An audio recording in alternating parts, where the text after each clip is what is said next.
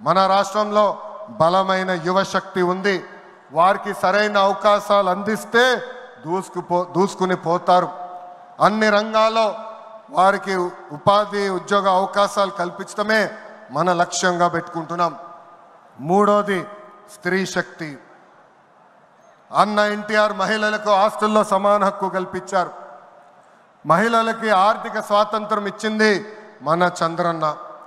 గత ప్రభుత్వంలో శాసనసభ సాక్షిగా తల్లిల్ని అవమానించారు. సొంత తల్లిని చెల్లిని మెడబెట్టుకుని బయటికి గెంటేశారు. అర్థమైందా రాజా? అర్థమైందా రాజా?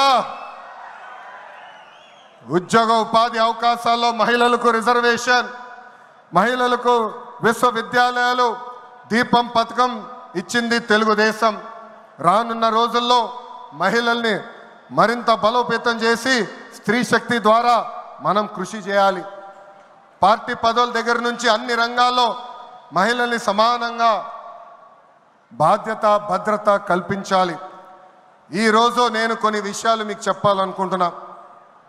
చట్టాలు శిక్షల వల్ల సమాజంలో మార్పు రాదు. సమాజంలో మార్పు రావాలంటే మన ఇంట్లో మార్పు మొదలవ్వాలి. ఇప్పుడు కూడా మనం కొన్ని పదాలు వాడతాం. గాజులు తొడుక్కున్నావా, చీరలు కట్టుకున్నావా, ఆడపిల్లగా ఏడవద్దు, ఇలాంటి పదాలు మనం మానేయాలి.